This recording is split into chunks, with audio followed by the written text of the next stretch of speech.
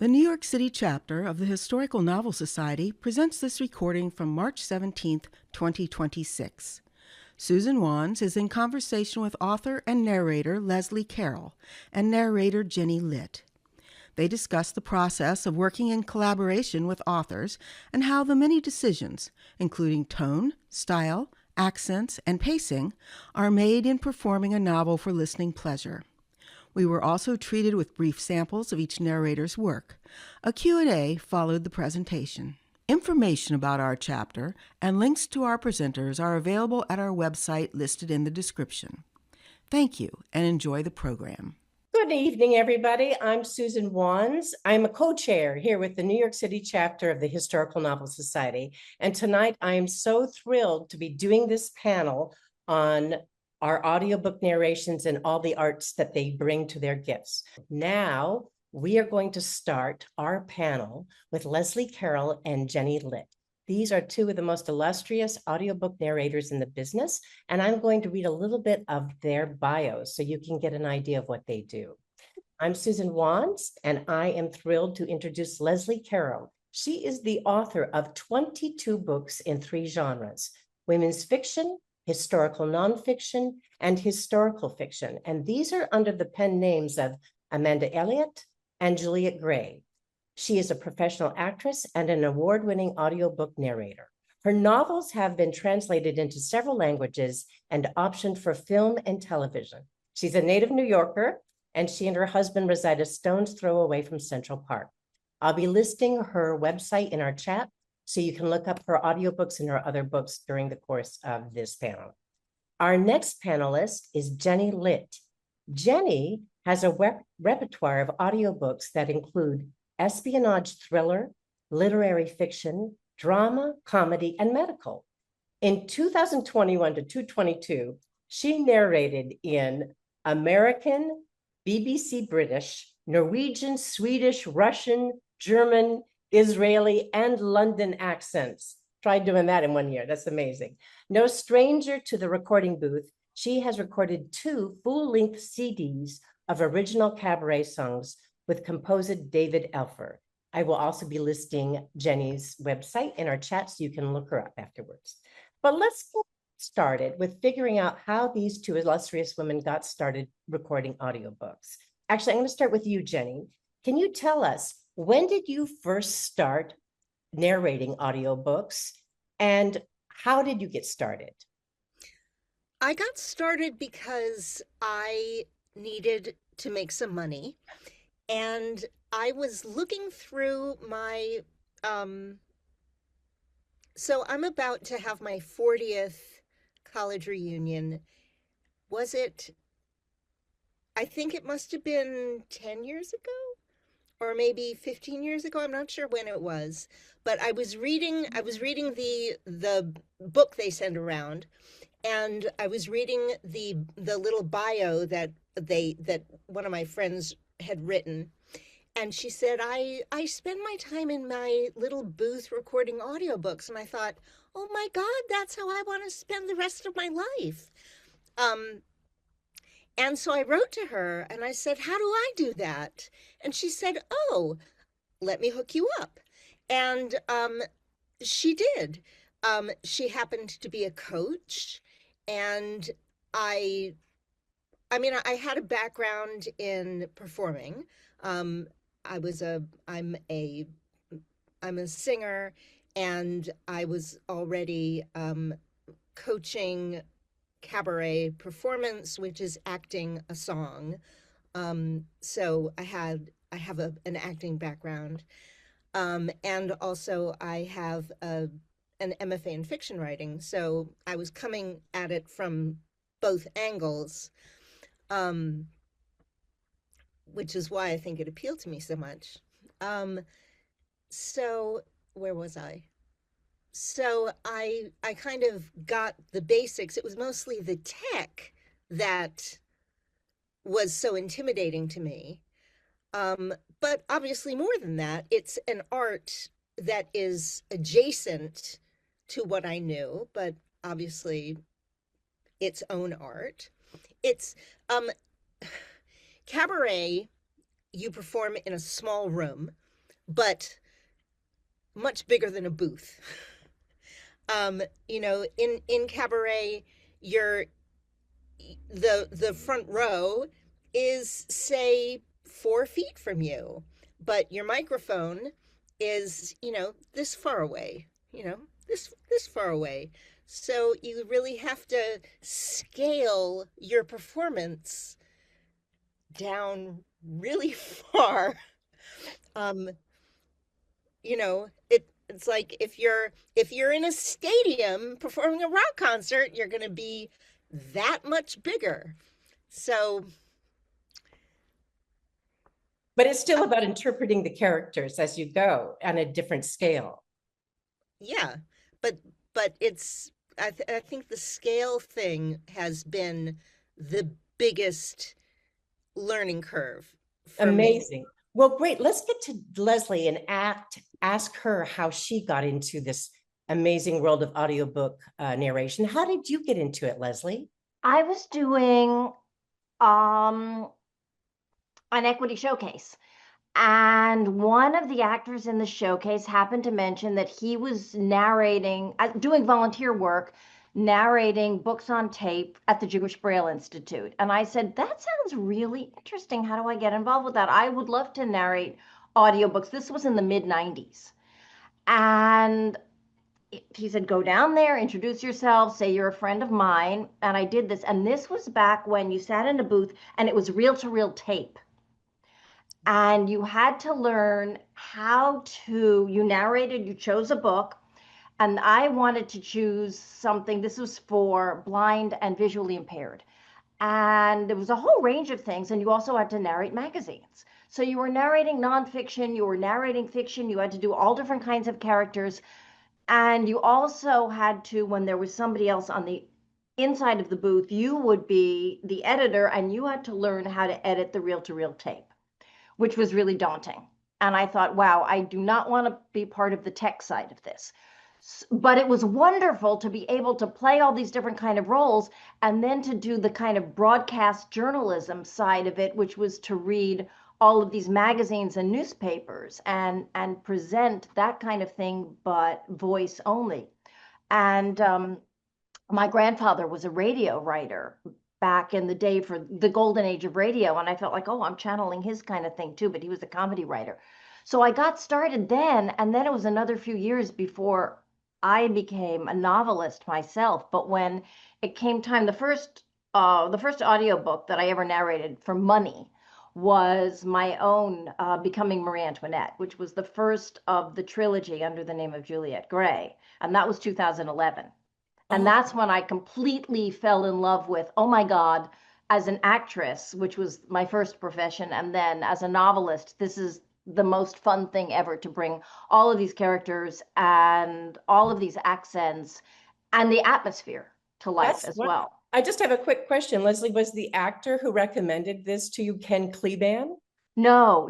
Okay. His name was Barry Snyder, but he used the name Baz. And unfortunately, he was one of the first people to die of COVID, which I learned much later. Yeah. So this is interesting that you're both actresses and actors, and you've learned how to interpret and come up with strong choices for characters. But then there was also this technical aspect that you both had to learn. Jennie, do you remember any of the first recording software that you had to learn? And did you have to build your own booth to start recording? Yes, and that's been very challenging. I now have a whisper room, which I also had to build, but it's wonderful. I'm in it. This is my third and I hope final booth, so I can never leave this apartment because I can't dismantle it. But yeah, and I still use the first software, DAW they call it, a DAW, and I can't remember what that stands for, which is Audacity. It's free software, and it works just fine for me. What do you use, Susan? I mean, Leslie. Leslie, what do you use? These are arrows that are not in my quiver. I made a decision early on, and the first book that was my own that actually I was hired to narrate was Random House And I was blessed to be given not only an engineer, but a director. And Random House flew me out to Woodland Hills in Los Angeles. And I was given, well, they didn't pay for my airfare and they didn't pay for my, but they gave me the booth and they gave me this director and all of this. And I thought, wow, this is really cool. I learned early on this is not something I'm good at. And most of the time, my husband and I lived in small New York apartments, and we needed our closet space for things like clothes and shoes and pots and pans. And I just didn't have the space, nor I know myself. I know that in a perfect world, hey, it's great to have a director, but if I have to direct myself and stop and start, I need that engineer on the other side of the booth. I need that person that knows what the bells and whistles and buttons are. And so I have always worked in a booth. And when someone wants to hire me, they have to understand that they got to hire the engineer and they got to hire the space. Well, this brings up an interesting question, how you both get work as an audiobook narrator. So Jennie, are you listed with Audible? Do they reach out to an agent? How do people hire you to narrate their audiobooks? I'm obviously much less far along in the world of narration than Leslie is. So I audition.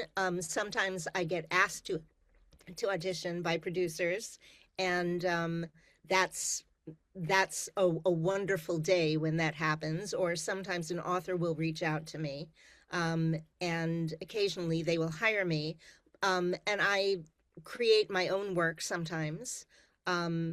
Like one of the books that the book that I'm working on now is a book in the public domain that I'm working on through a narrators collective called Voices of Today that creates work in the public domain.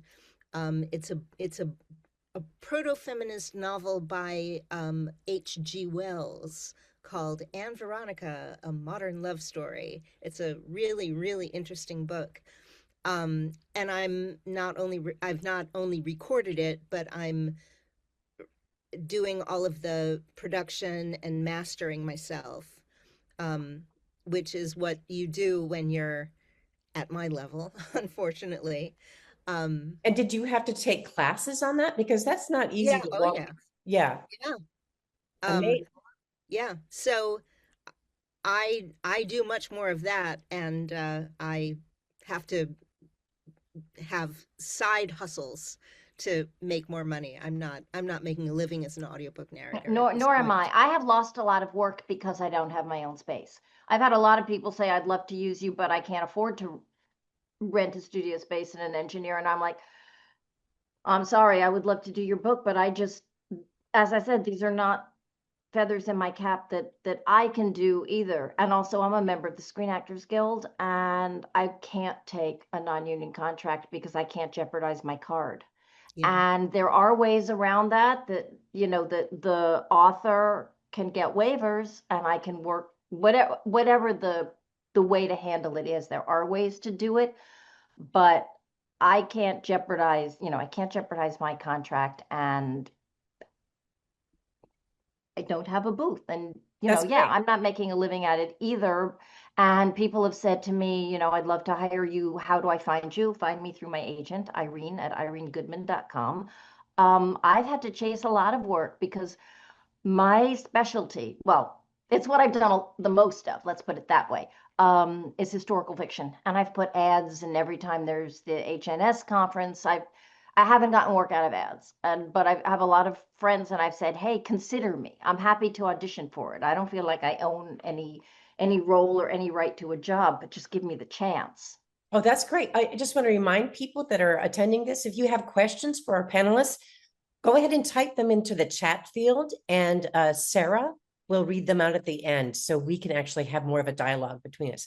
Well, that's fascinating to understand. So Leslie, your very first bookings of these audiobooks were through the publishers themselves in the studios at the publishing houses. Yeah, and I met actually, I got a booking. This was really serendipitous. This was back in 2012. I attended the HNS conference in England, 2012, and I happened to meet this author. We were in the same hotel, and we were having breakfast and just exchanged cards. And she had the comp card with her cover art on it, and I remembered it because it was really beautiful. And it was a novel by Marika Biagio. And long time after we got back from the conference, my husband and I get this call through my agent that the Random House, Marika's editor or whatever, they're interested in having me audition to narrate this book. And I'm like, sure, I remember the author. I met her at breakfast. We attended this, we attended this conference together. And she remembered meeting me, but she didn't connect that I was that woman or whatever. And I auditioned and I got the job. And this was the only other one where they gave me a director. And I won. Actually, that's the one I won the Audi Earphones Award for. Oh, that's fantastic. Yeah. So Jennie, when you get a job, do you break down your invoice according to how many hours you spend narrating, or is it words on page? And do you also charge a different fee for mastering the book in terms of getting it technically ready to upload? Usually the payment is per finished hour. So I've only ever worked per finished hour. So whether I am working in a studio and I have nothing to do with the mastering and editing, or if I'm doing the whole thing soup to nuts, I'm still getting paid per finished hour. That's great. Yeah. And so, Leslie, you work your payments through your agent primarily. The payments are a contract that the Screen Actors Guild, which is the SAG-AFTRA, is the union for audiobook narrators. And they have specific contracts that are negotiated for each audiobook production company, whether it's Random House or Tantor or Blackstone or all these different production houses. And they have a per finished hour rate for each contract. So Random House may pay a little bit more than Blackstone or whatever it is, and it varies, and it can be, and it also depends on how experienced the narrator is. And they go by if you've done, between 1 and 15 books or 15 and 50 books. I'm sure that, your husband has a much higher rate, Susan, than people who have just done a few books, because he's done, exponentially more, so he can command a higher rate. This is all charted out. I see. Now, what I have long been a fan of, because audiobook narrators do not get paid for any of their research to look up how to pronounce a word. And when you're doing something that's very technical, like a medical book or legal book or a historical novel, I did one that was set in the early Regency that had lots and lots and lots of nautical jargon. You not only need to know, obviously, how to pronounce the word, but what it means, foreign names and places. Nowadays, the production houses, even recorded books, they used to do some of that.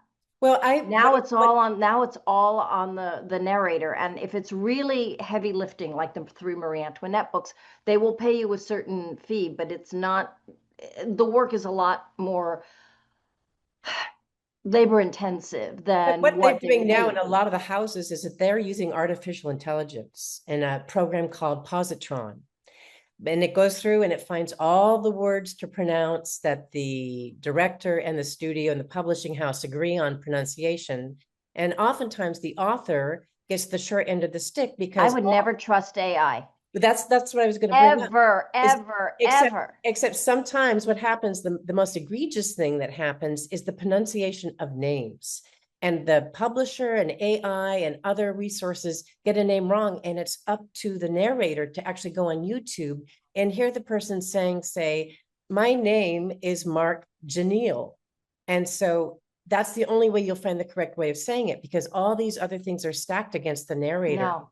I go on YouTube, I go on Forvo, I go on all of that. But again, back to, and that's what I was told to use as the main website for pronunciation is Forvo, for all foreign pronunciations. But I wish that all of us narrators could band together, whether we're union members or not. I'm a big fan of what I call bitch hours. which are but in the chair hours, because we only get paid per finished hour. And for all the research that we do, looking up all the words, and even if you work clean, which means that you make very few mistakes and you rarely get called back into the studio for what are called pickups, which is if you make a mistake, you get called back in after they edit and they find out, well, on page 32, it was supposed to be the dog which lifted its leg. And then you said the dog that lifted its leg. Well, you got to go back and fix it. Or you said John instead of Jim. So you pick that up. If we got paid for butt in the chair hours, you might be, if you work clean, you might get paid for 30 hours when it's a 10-hour book. Well, I think one of the issues, one of the most horrific things that my husband did with an audiobook, he was on page 459 of a 460-page book. And the author put in on the very last page, John said, in his slight German accent. So he had to go all the way through and do pickups of everything that John had said, because it had never been stated before that John was speaking in a light German good accent. grief. I mean, this is why I read the book and I always keep hardcover. I don't like to read on a tablet. It drives me crazy because it's just too much. It's a glare.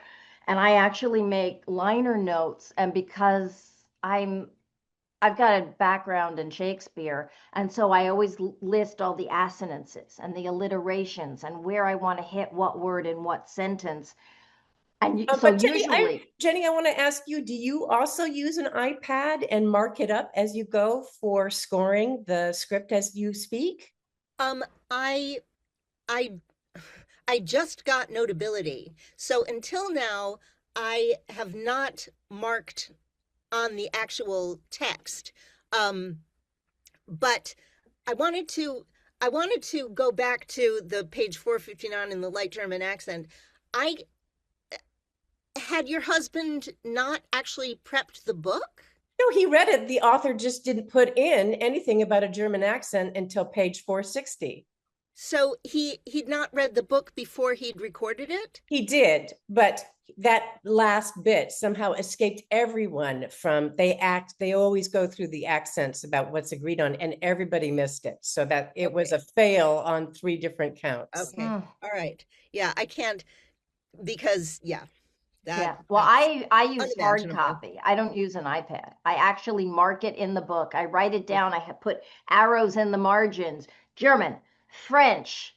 Yeah. And then I even do I do all sorts of character stuff besides the whatever the voice would be. It's really hard when you've got a German person talking to a French person, and then all of a sudden it's It's really hard. I make files on the computer of the different voices. And then what I find is the most difficult is to switch, because each accent has like a different place in my brain. So there's usually like a long pause on my recording when I'm having a conversation between people with different accents, but I know that I can go back and just, clip the conversation together. So speaking of this, we're actually going to do a little sample here of some of the audiobooks that Jennie and Leslie have done. I'm going to start with something that actually does have an incredible accent. And this is from a book that Jennie narrated called All Will Be Revealed. I'm going to take just a really quick second here to make a copy of the cover of this book, because it's just fascinating. Put it in the chat field so you can see what I'm talking about. There it is. So, all right. So here we're going to start the narration for Jennie Litt for All Will Be Revealed. Don't scream, Teibele. If you cry out, I will destroy you. I am the demon Hormisa, ruler over darkness, rain, hail, thunder, and wild beasts. Hearing these words, I will lay motionless as in a swoon. So, Hormisa came every Wednesday night and every Sabbath night. Teibele was afraid that she might find herself a child and give birth to some monster with tail and horns, an imp or a mooncalf. But Hormisa promised to protect her against shame. In the beginning, Abela had feared that her nocturnal visitant might do her harm, give her boils or elf locks, make her bark like a dog, or drink urine. But Hormisa did not whip her or pinch her or spit on her. On the contrary, he caressed her, whispered endearments, made puns and rhymes for her. Sometimes he pulled such pranks and babbled such devil's nonsense that she was forced to laugh. Okay, that was You amazing. sound like my former mother-in-law. Actually, that's not from All Will Be Revealed. That's from a short story by Isaac Bashevis Singer called Tybala and Her Demon. Oh, I see, because I typed in your name in Jewish audiobooks narration and they brought up that one. I see. Well, how many voices were in there? 3, 2? Just 2. There's the demon and then the narrator. So where did you find the inspiration to get the demon voice and the dialect, the accent with it? Find the inspiration. It just seemed appropriate. Yeah. That was fantastic. Now we're going to talk a little bit about Leslie's narration. And this is the book that she was talking to us about earlier, called Becoming Marie Antoinette. And I really hope I got the right book. I thought we were doing Confessions. This is the one that you sent, I think. Let's see. I thought we were doing the third one, Confessions of Marie Antoinette. Many of the ragtag mob have... Yeah. Is that it? Okay, thank you. Wrong title, right narration. Here we go. That's the third book. Okay, we're doing the final book in the trilogy. Got it. Okay, the third book in the trilogy of the Marie Antoinette by Leslie Carroll. Many of the ragtag mob have stopped at every tavern along the route. By now, their aprons and wooden sabots are caked with mud as thick as pig slop. It is clear from their cherry-hued cheeks and noses that their guts are as full of brandy as their spirits are imbued with hatred. Now that she has discovered a lion among the lambs, Louison glances about her to see who else comprises this unusual citizens' army. She is astonished at the presence of many women with fashionably powdered heads, dressed all in white the way the queen had done when she, Louison, teetered on the verge of womanhood. She had girlishly dreamed of dressing in such flimsy flowing gowns and attending fêtes champêtres on the verdant lawns of Versailles. These ladies, who sing while they march with such gaiety, despite the rain, despite the mud transforming their pristine frocks into sodden rags, are no market women. Louison imagines them to be the sort who might frolic at the palace. The drummers at the vanguard commence a new tattoo, this one more urgent and energetic than the slow and steady rhythm that has accompanied the march for the past 6 hours. Okay, we're just going to give it a little rest there because we can always listen to it some more. I love the voice that you created for this, Leslie. Was this a consistent voice that you used in narrating these 3 books? Yes and no. I mean, that voice was the omniscient narrator voice.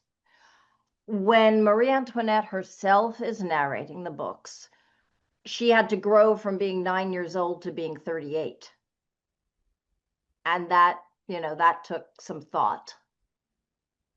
The third book is the one that really sort of has 3 narrators in a way. There's an omniscient narrator, and then there's Louison, who actually existed. She was a sculptress, and this opening scene is the Poissards, the fishwives' march on Versailles, which took place on October 5th in 1789.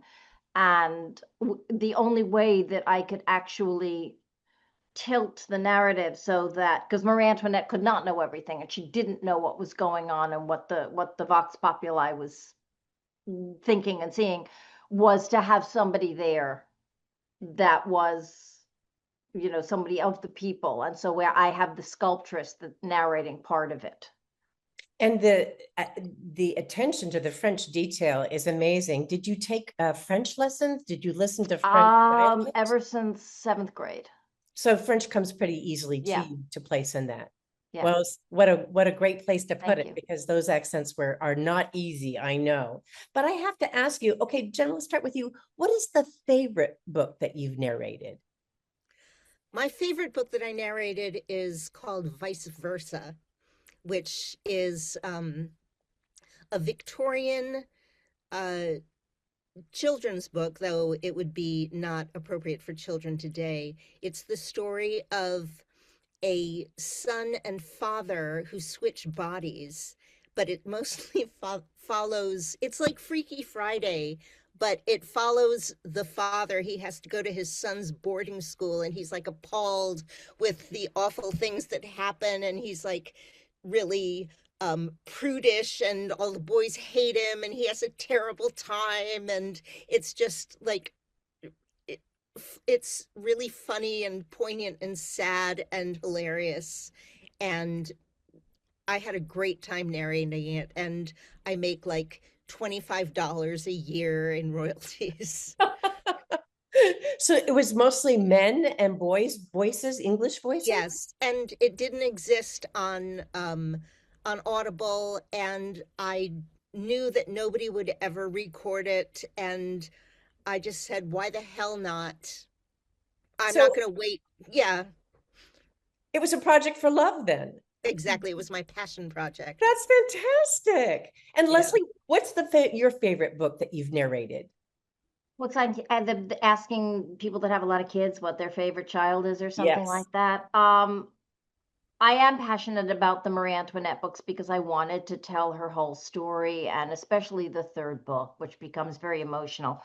But I've also narrated my historical nonfiction, and I like to give people real history that goes down easily and in an entertaining way. But certain parts of some of the books that I've written that even surprised me as I was narrating it. I mean, in Royal Romances, there's a chapter on Catherine the Great and her, great love affair with Potemkin. And when he died, she wrote this letter to a friend about how his death affected her. He was the great love of her life, and she was whatever the female equivalent of the word priapic is. And she had lots of lovers and played them off against each other and everything. And she wrote this letter about how much Potemkin meant to her. I mean, he was the only person that she ever made viceroy of her kingdom. She basically said, go and colonize Crimea and report back to me and hang out there and whatever. This letter that she wrote about what he meant to her, as I was narrating it, I just felt so emotional. You really channeled her. Yeah. So did you do Catherine in a Russian accent? No, she was German. Oh, of course, that's right.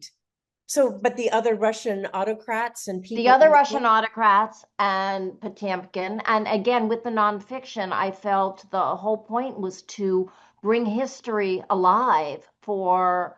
I may be in the minority, but I call people that choose audiobooks, I call them listeners, not readers.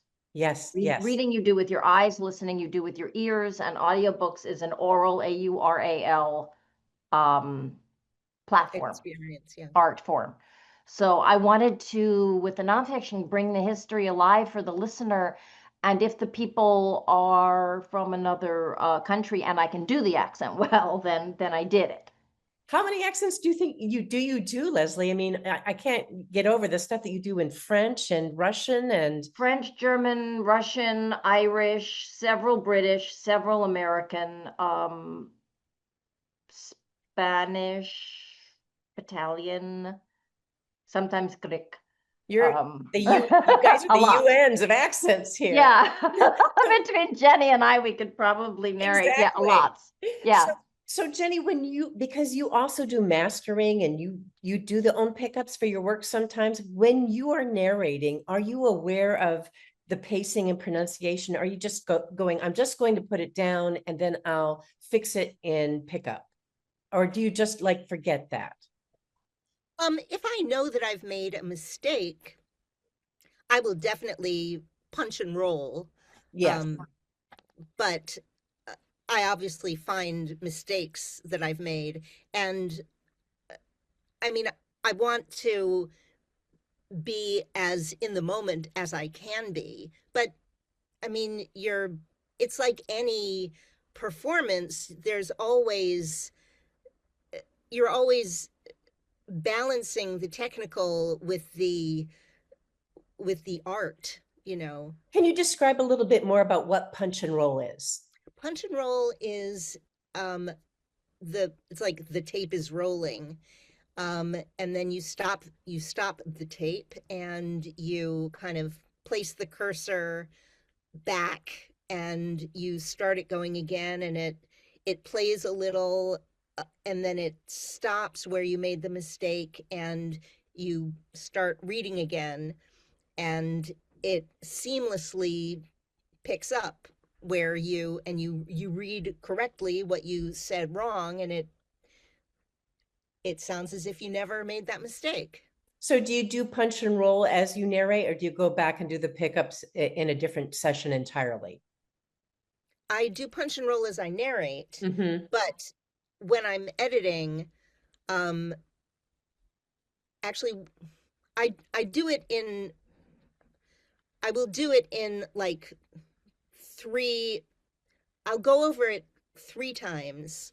So I'll record it, then I will edit it for breaths and timing. And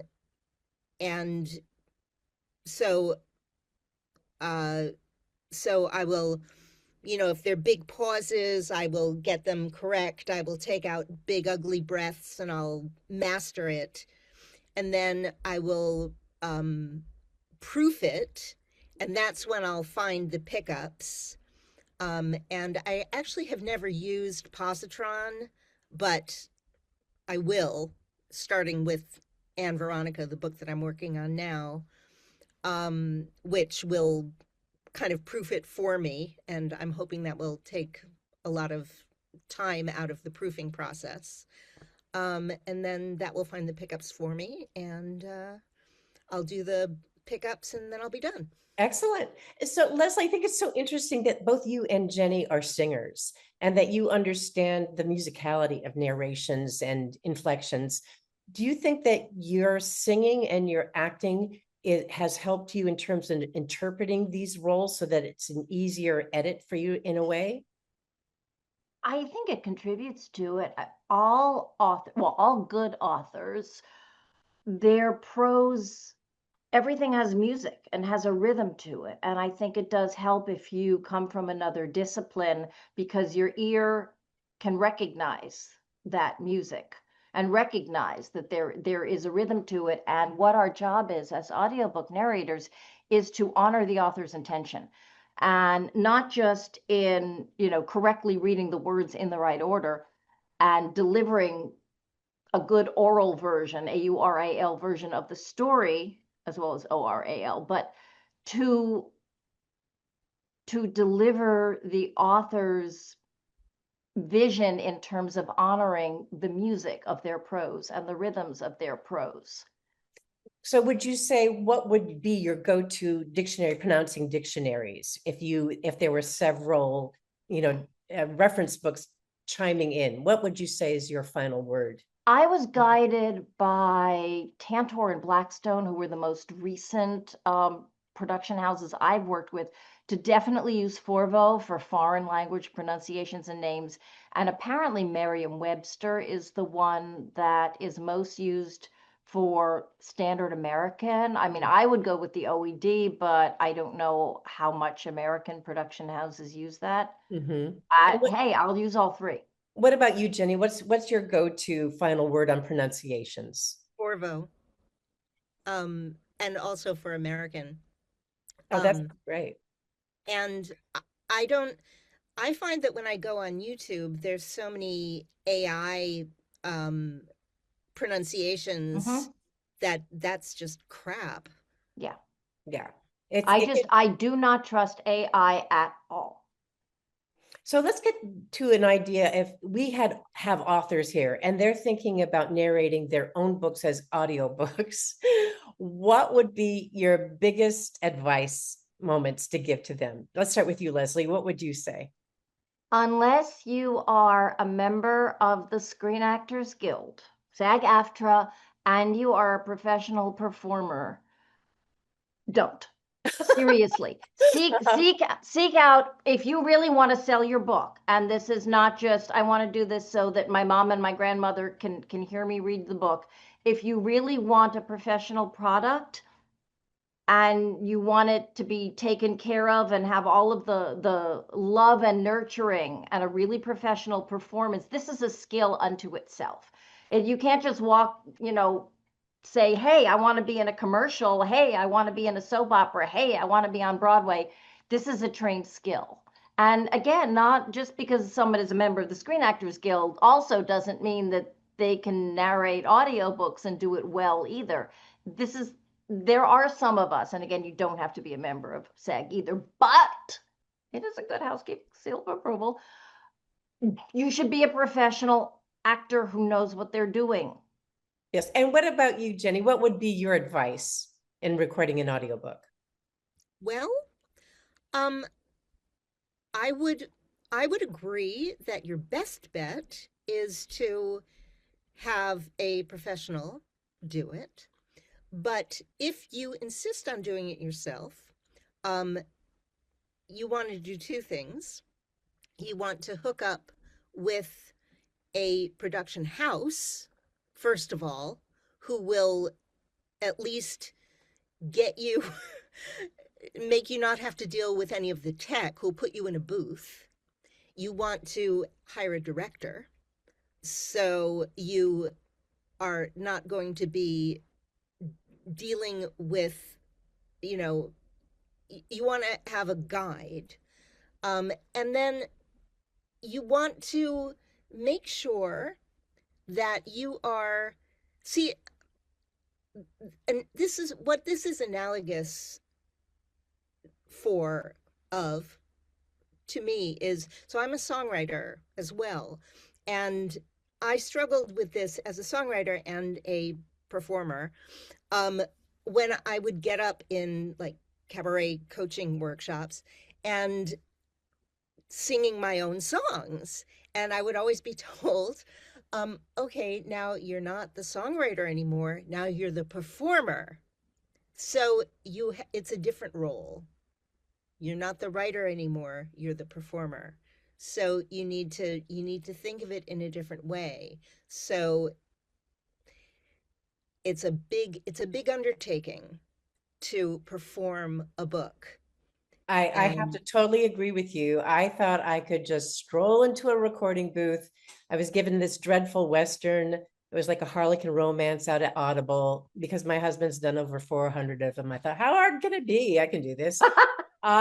Please, if any of you buy this book, I will pay you money, and whatever you spent on it is just absolutely dreadful. I'm not even going to tell you the name of it, but I learned such a good lesson that this is such a specific talent and precision. And I think being singers, both of you bring such musicality to your audiobooks that's really special. And there are some narrators that throw everything away. And the thing that drives me crazy, especially, is the falling inflections, where you just go, oh my God, the energy is just, falling. So I've listened to your samples, and I will be putting their links in the chat so you guys can listen to how wonderful they are, and also contact them if you have any inquiries about doing other audiobooks. So we're running a little bit out of time. I have a couple more questions, but I'm going to hold them off for the time being because I know Sarah has a list of questions that have come up in the chat.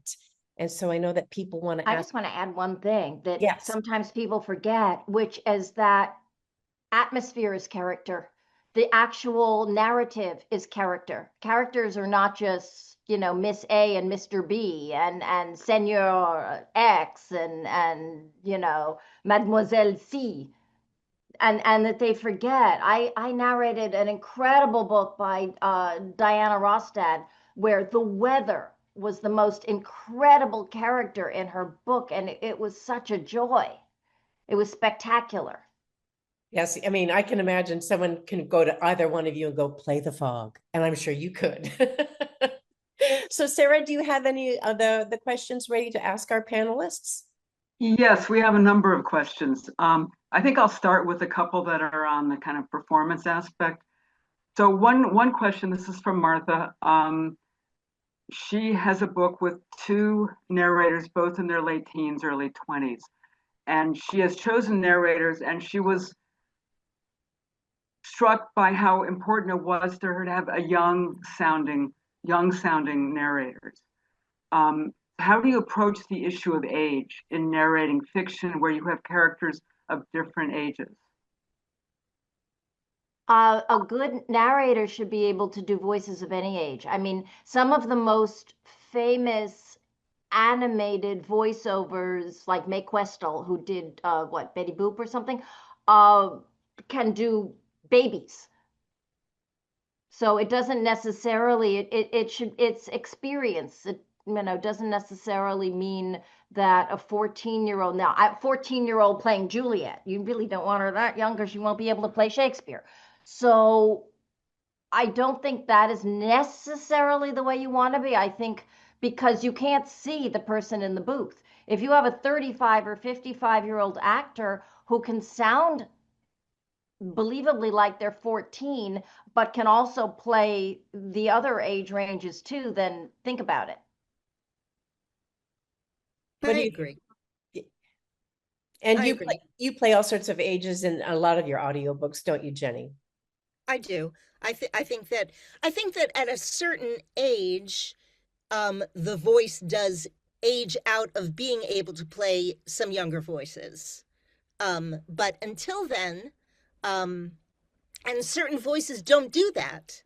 But I think until then, if your voice is in good trim, you should be able to play pretty much any age. And also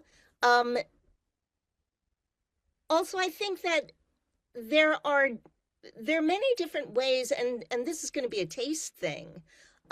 There are different ways to play character, and there are many different ways that narrators choose to differentiate character and to differentiate voices. The people want to you want to play character rather than to play voices, unless you really have a kind of out there comedy book where kind of the absurdism of the voices is kind of the point.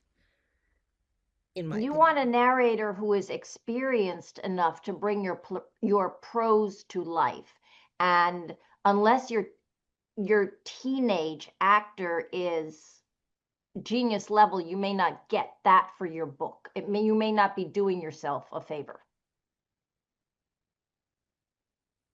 Do you have another question, Sarah? Yeah. Okay, another question was, what is the most famous or best-selling book that you've narrated?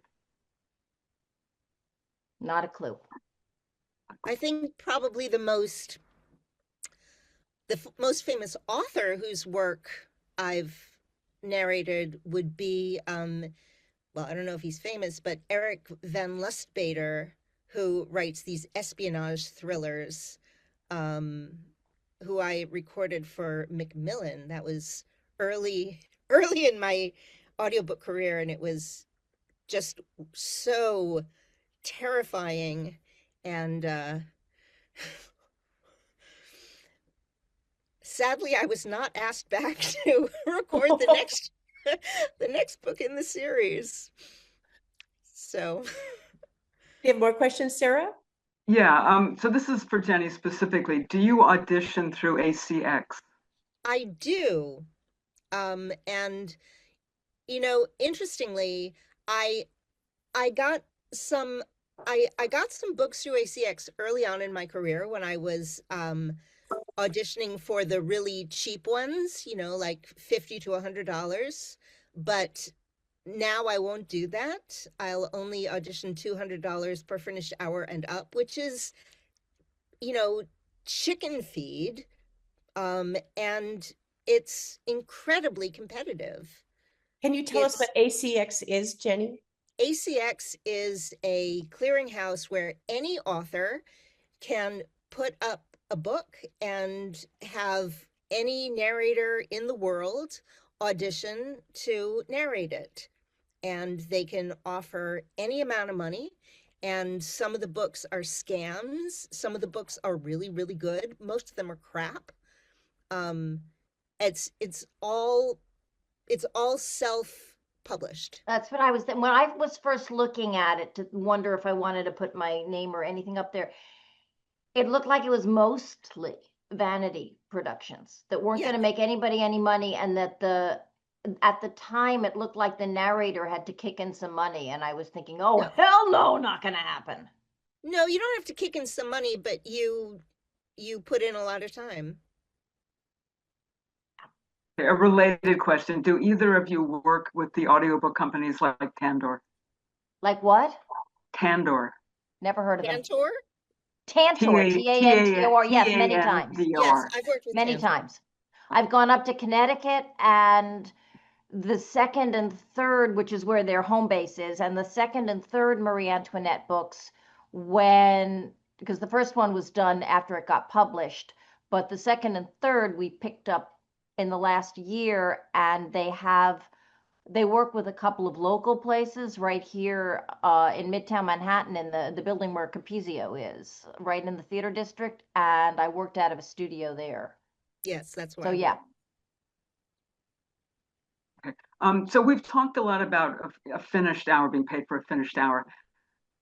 Is that how long the actual recording ends up being? Yes. Yes. Is that Yes. how it's defined? Okay. So per finished hour is if you spend like 40 hours actually recording it, and then the offstage time of 2 weeks researching it or more, reading the book a million times and researching how to pronounce everything, the actual edited hours, if the title is 16 hours on digital or CDs or whatever it is, that's the finished hour, the final product. And that's what you get paid for.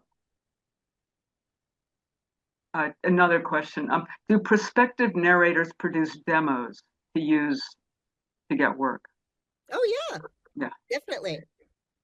I'm just going to chime in here a little bit, because there was a big brouhaha at the Audie Awards this year, because they're asking narrators to provide more than 3 minutes worth of narration. And they found that that was being scraped by AI to put books together.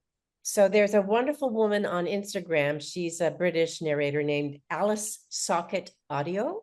And she has a whole thing about advising voiceover narration, whether it's commercials or audiobooks or film scripts, to never put more than 3 minutes of narration in a clip. And if they need more than that, it needs to be a live phone call, because they are finding the scourge of scraping by AI has come to visit auditions by audiobook narrators. I know that SAG is on to AI. I didn't hear that specifically, but I know they're aware of a lot of stuff. I actually have been dragging my feet for the last years about putting up a tape, but that's really good to know now. Whenever I've had to provide an audition, like Nancy Billia wanted me to send something to Loom a couple of years ago, I've always just had to, I recorded something on my phone and sent it. I am such a Luddite. I mean, I don't have anything up on any website. I'm fairly clueless when it comes to this stuff. But, Anthropic at some point is going to owe me some money, which is going to end up, half of it going to my publishers and 15% of my share going to my agent, because almost all of my books were stolen by Anthropic. Can you explain a little bit more about that lawsuit, Leslie? Okay, that is just one of several lawsuits that are pending. The Anthropic one was the one that was settled. Anthropic is a massive artificial intelligence platform that scraped millions and millions of book titles affecting, I don't know, over 50,000 authors. And there was a recent settlement of $1.5 billion, which sounds like a lot of money, that isn't. And each author whose title, you could search it through an Atlantic magazine website. You could look up your name, your author's name, or a pen name, and see if any of your titles were scraped by Anthropic to train their AI to sound like your author's voice. And yeah, exactly, Margaret. The lawyers will get a big cut of that settlement. So probably, I don't know what intellectual property they'll get. They'll 30 if it's 33% or 20 to 25%. But yes, they will get that. And I actually spoke at length to Andy Bartz, who is one of the named plaintiffs in that. But this is divided up. This particular settlement is $3,000 per title to each author, and then their publishers want 50% of that, which so it would be $1,500 per scraped title to me. And then our literary agents are saying that they feel, as they should be, entitled to 15% of that. So what? That's 850, whatever, less than $1,000 per title for stealing our livelihoods without any knowledge, consent, et cetera, et cetera. So that there are other lawsuits that are pending as well. Who knows when we will ever really see any money, but it is obviously not meaningful money. And AI is just, so there's now evidently, according to Susan, they're scraping our voices as well. Yeah. And they haven't trained anybody to do anything. My brother-in-law, Mr. Fat Cat Lawyer, said, "Oh yeah, this is great stuff." So I said, "Fine." And he's on some higher paying version of ChatGPT or something. So we're in his car and I said, "Okay, tell ChatGPT to give me 250 words on the diamond necklace, Marie Antoinette and the diamond necklace affair, in the voice of Juliette Gray, since you guys are so busy scraping my voice." So it gives me, and this is a perfect example of what AI is doing and how it hallucinates, and why I would never use that software to positron to look up any words or anything. So it comes back, and 10 minutes later, my brother-in-law sends me this email. And it is not remotely in the voice of Juliette Gray, which is the pen name that I used for my historical fiction, because none of my historical fiction is written in a colloquial author's voice. It is filled with riddled with errors of fact, historical fact. It's filled with colloquialisms, and I'm like, "This is what you're paying $25 a month for?" And he said, "Well, you could use it to do your research." And I'm like, "You must be kidding me." He said, "Well, it could be great shortcuts." And I said, "Why would I use something that creates errors of fact to do my research?" So we're going to get back to Sarah because we only have a couple minutes left, but thank you, Leslie. Sarah, do we have a few more questions before? Yeah, we have really a couple more questions. Okay. Two people have asked, can you discuss any particular challenges of reading male versus female, or having to go back and forth between the two as a narrator? Jennie, you want to pick that one up? I don't find it. Oops. We got a little burble here. Jennie, could you say that again? The internet, the mercury sorry. got you. Can you do it again? The best advice I got about voicing men was not to make them sound like this, but to make them sound kind of more tired. That's interesting. And women kind of sound a little bit more energized. And that has served me well. Not all men sound tired, but in general, that has helped me to differentiate them without making all guys kind of sound stupid. Excellent. I like that. I like that note. I've never gotten that, but yeah, I don't. Acting is acting, and you want to play the scene and you want to play the character relationships and not worry about what gender each character is. I mean, unless maybe it's a love scene, but you still want to play the scene and you want to play. As Jennie and I are both performers, as is Susan, you want to play the characters' motivations. What do they want from each other in that scene, and what is going on? What has the author given you to say in that scene? Not what body parts do these characters have? Yeah. I will say that I find it all so much easier when they are foreign and I can just play them with accents. Yes! Make them on French. Yeah. Or German. Yeah. Excellent. Sarah, do you have more questions? We do actually have another question. Great. So, okay, so this is Martha says, when I've talked to people about audiobooks, I've found considerable debate about whether narrators should act out the dialogue. How do you approach this issue? Do you have opinions about it? Well, why wouldn't you act out the dialogue? Otherwise, you have this boring read. I suppose that it, if a listener is not enjoying a particular narrator's take on the book, they could just stop listening. Yeah. I mean, I certainly am of Leslie's opinion.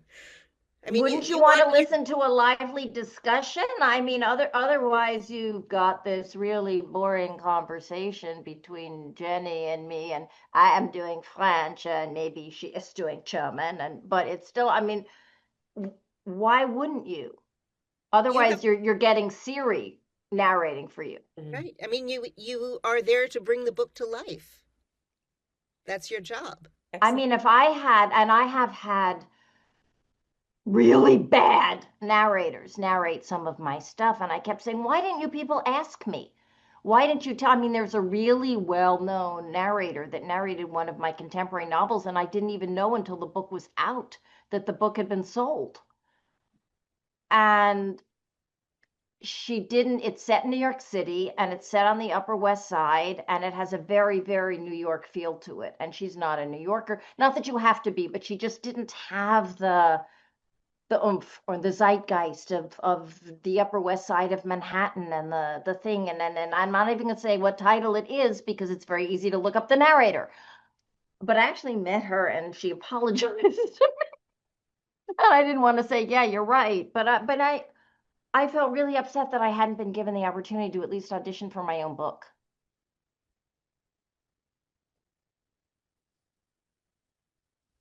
You have another question, Sarah? We don't have more questions. We have a comment or two. So Faith says, my husband directs audiobooks for the big houses and specializes in nonfiction read by the authors. Customers, readers, listeners seem to prefer memoirs and expert books narrated by the author. That's true. Okay, you would agree with that. That is true. And I have to say that the Screen Actors, when I was narrating my own nonfiction and I wanted a Screen Actors Guild contract, and I approached them and I said, I want to work for my own union. I don't want to go off the grid. What am I supposed to do? They said, we do not have a contract for authors narrating their own books. And I'm like, what? Wait a minute. Wait, you mean, what do you pay? What do you do when Tina Fey narrates her memoir? What do you do when Robert Caro, whatever? Oh, we don't have that. But little secret way around it. You get paid a smidgel more PFH per finished hour when you are the author narrating your own book. Well, and I do believe that when it comes to something like nonfiction, when you are the expert on it because you wrote it and you researched it, that it's a good idea for you to narrate your own book, unless it is a narrator who, like Robert, really, really is deep into this and has read it and is deeply immersed in the subject matter. It does depend on what it is. I mean, if it's some medical tract on how to resection a kidney or something, I would probably rather hear it from the guy who knows how to do this sort of thing than have me read it. Even if I can pronounce the words correctly. Okay, well, that's it for the questions, but this has been great. Thank you so much. Yes, congratulations to our panelists. If you want a real treat, I've put their websites in the chat field, and you can look at any number of books that they do. Actually, Margaret Porter has just added that she herself also did an automotive training manual. I want to hear that, Margaret. In a female Definitely. voice.